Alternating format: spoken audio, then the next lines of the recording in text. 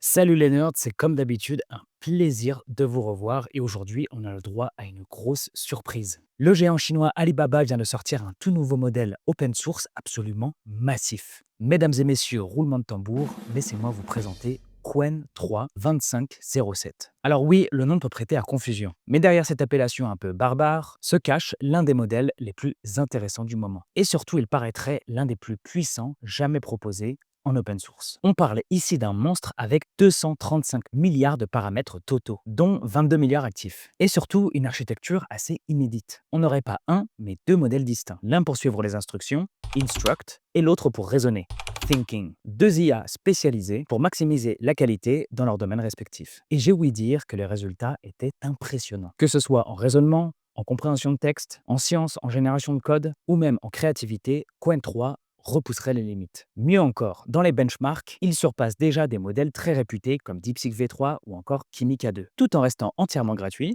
et accessible. Il est déjà disponible sur OpenRouter, LM Studio, Ollama et même sur Hugging Face. Et bien évidemment sur le site officiel de Qwen AI. Mais dans cette vidéo, on va pas juste en parler, on va aussi le tester ensemble. D'ailleurs, n'hésitez pas à vous abonner pour ne rien rater des avancées de l'intelligence artificielle. Et pour ceux qui me suivent depuis le début, sachez que oui, ma mère est très fière de moi, elle me l'a dit récemment. Mais on est encore très très loin du but, les amis. Objectif, 20 000 abonnés. Nous voici donc sur l'interface de Qwen 3. Les amis, c'est très simple d'accès. Vous allez simplement taper Qwen AI sur Google et vous retrouvez sur cette interface. Vous pouvez vous créer un compte. Donc là, on peut voir que moi, je me suis créé mon petit compte ici. Attendez, on va mettre ça en grand écran pour que vous puissiez mieux voir.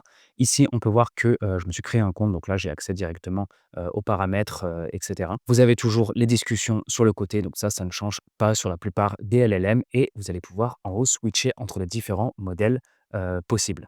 Donc là, on a par exemple Qwen 3 Coder. Ici, on a Qwen 3 30B A3B et Qwen 3 32B. Nous, ce qui va nous intéresser aujourd'hui, vous l'avez deviné, très chers nerds, c'est bien le Qwen 3 235B A22B 2507. Donc, on va cliquer dessus. Et maintenant qu'on y est, on va pouvoir lui donner nos codes pour pouvoir commencer à le tester. Si vous voulez récupérer une clé API, c'est tout à fait possible. Vous allez vous rendre sur OpenRouter. Une fois que vous êtes sur OpenRouter, vous allez écrire dans la barre de recherche Qwen. Voilà.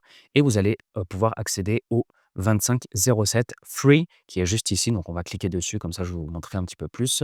On va faire API ici et Create API Key. Donc là, vous faites Create API Key, vous lui donnez un nom. Donc là, par exemple, on va l'appeler test Qwen, voilà.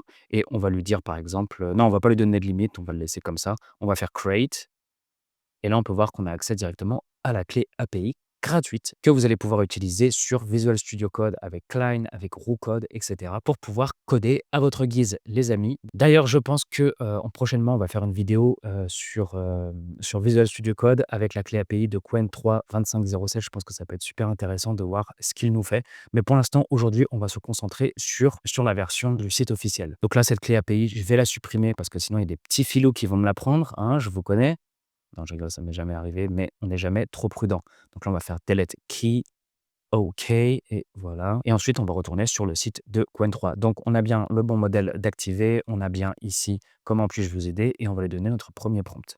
Mes chers amis, très chers nerds, j'ai envie de débuter les hostilités directement avec le fameux prompt des SVG. Maintenant, vous le connaissez, c'est le prompt mythique. Donc, on va faire coller, faire le code du SVG d'un papillon, et j'ai pas choisi n'importe lequel, c'est vraiment le papillon, un des plus compliqués à faire.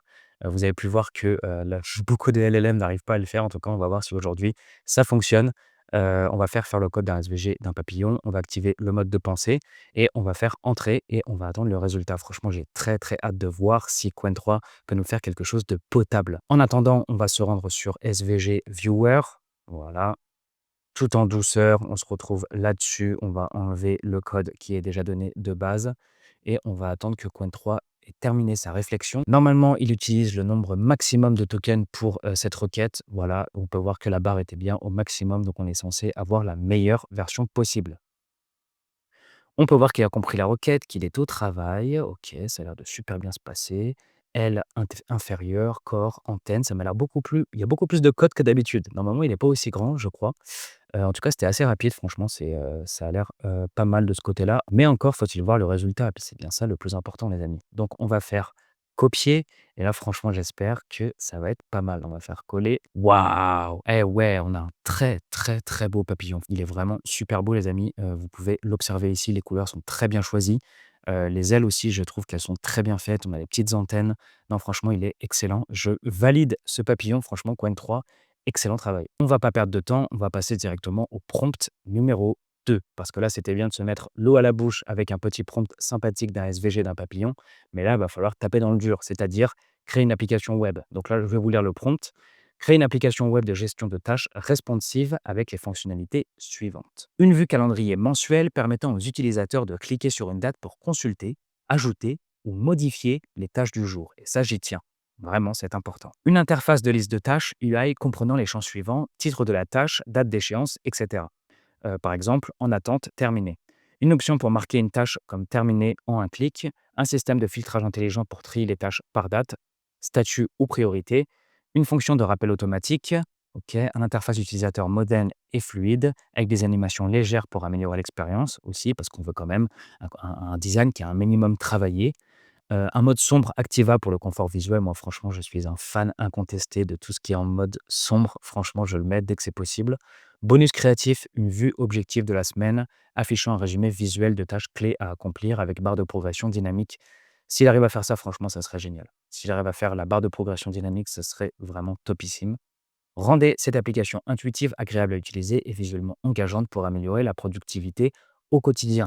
On m'a demandé plusieurs fois, Alan, comment est-ce que tu fais pour faire des prompts aussi stylés, aussi professionnels? Eh bien, c'est tout simplement avec ChatGPT, avec en fait les GPT, qui sont d'ailleurs gratuits, avec un GPT en particulier qui s'appelle Prompt Engineer. Ensuite, bah, écoutez, on va mettre la pensée au maximum parce que nous, on veut le top du top et on va faire entrer et attendre le résultat. On peut voir que la génération a bien terminé de se faire. Donc là, on va remonter tout en haut et on va faire copier pour pouvoir venir le coller directement sur CodePen. C'est vraiment balèze. C'est vraiment, vraiment balèze.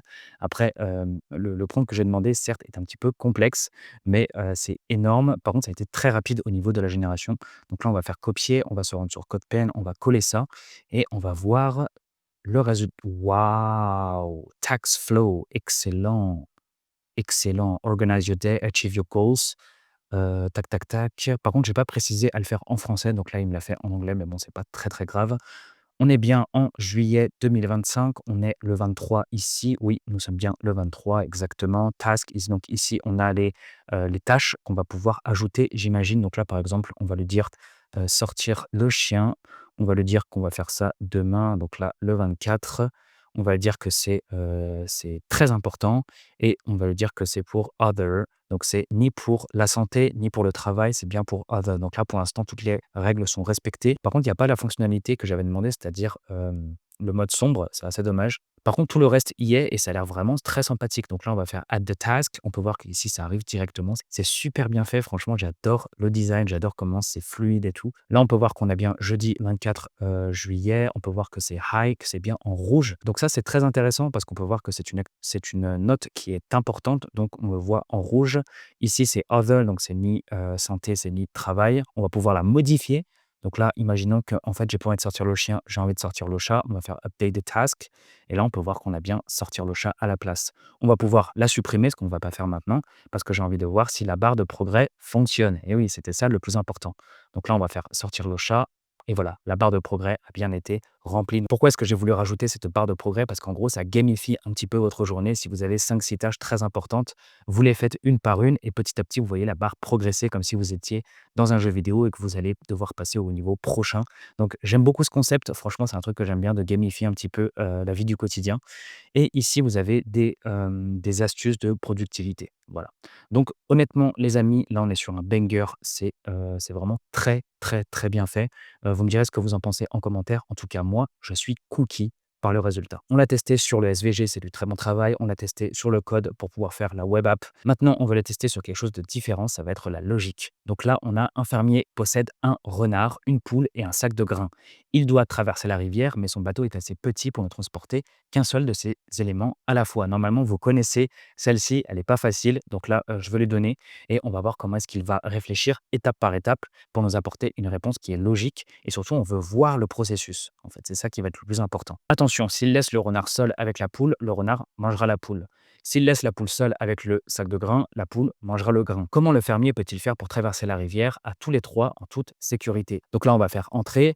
Voici un classique casse-tête logique. Tac, tac, tac. Le but est de faire traverser le fermier, le renard, la poule et le sac de grains d'une rive à l'autre en respectant les contraintes. Donc là, on peut voir que ça paraît peut-être anodin, mais en gros, là, ça nous prouve qu'il a compris ce qui se passait. Donc déjà, c'est une bonne chose. On peut voir que là, il va raisonner étape par étape. Donc là, partie 1, le fermier emmène la poule sur la rive droite. Étape 2, le fermier revient seul sur la rive gauche, tac, tac, tac. Le fermier emmène le renard sur la rive droite. Là, on peut voir qu'il est en train de soulever un problème. Si on laisse le renard et la poule ensemble, le renard mange la poule. Donc, le fermier ne peut pas laisser le renard avec la poule. Solution, après avoir amené le renard, le fermier ramène la poule avec lui. Et c'est bien ça, le petit tricks.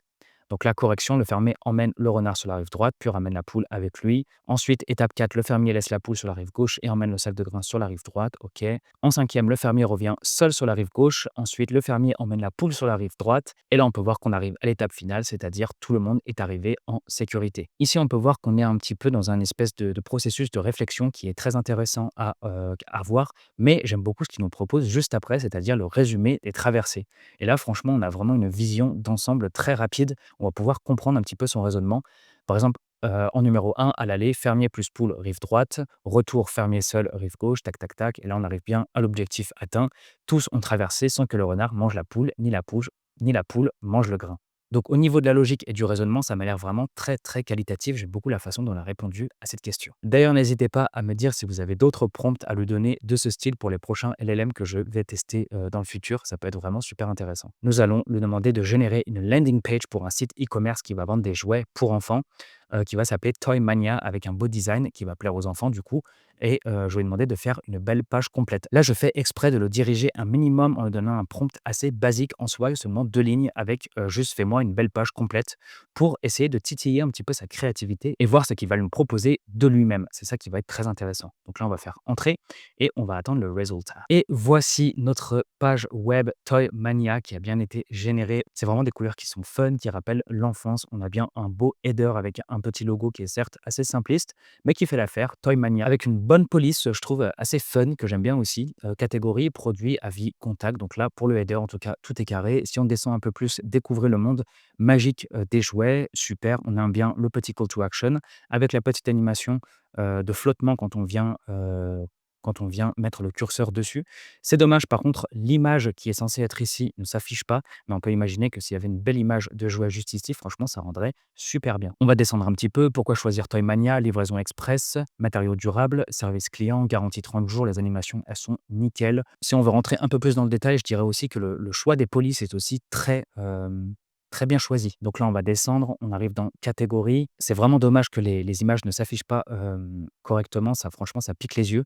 Mais sinon, on peut essayer de s'imaginer avec un peu d'imagination. Poupée et peluche, jeu de construction, jouet éducatif, jouet extérieur. Donc là, normalement, ça serait le genre de page web où, en gros, on clique dessus, ça va directement nous ramener vers la partie e-commerce. On va pouvoir procéder aux achats. Donc là, c'est super de mettre nos catégories sur la landing page. J'aime bien, c'est une bonne initiative. Nos meilleures ventes, super aussi. Ça, c'est vraiment excellent sur une page e-com de mettre nos meilleures ventes sur la page principale. Ajouter au panier, donc là on a un call to action qui est direct, poupée princesse, bloc de construction. Rejoignez notre newsletter, donc là on peut voir que pareil, il a pris les devants, il a pris soin de rajouter une newsletter, il n'a pas été feignant. C'est excellent, franchement c'est excellent, s'inscrire ici, ok super. Ce que disent nos clients, ah ouais, il a vraiment voulu faire les choses bien jusqu'au bout, dit donc Quen 3. Là, il a envie de m'impressionner, là. Ce que disent nos clients. Donc là, on a Sophie Martin. Mes enfants adorent leurs nouveaux jouets, livraison rapide et qualité irréprochable. Un vrai paradis pour les enfants. On a Thomas Dubois, on a Claire Petit. Franchement, c'est très qualitatif. On a un beau petit footer aussi avec des belles couleurs. Juste ici, on peut voir qu'on a les réseaux sociaux. Facebook, ça, je ne sais pas ce que c'est censé être. Je ne sais pas. Pinterest, ici, on a blog, promotion, catalogue, etc., etc. Il nous a inventé une adresse email, un numéro de téléphone ainsi qu'une adresse 123 rue des Jouets. Je ne sais pas si ça existe. Vu le prompt vraiment peu travaillé que je vais envoyer, il a réussi à nous faire quelque chose franchement d'assez qualitatif.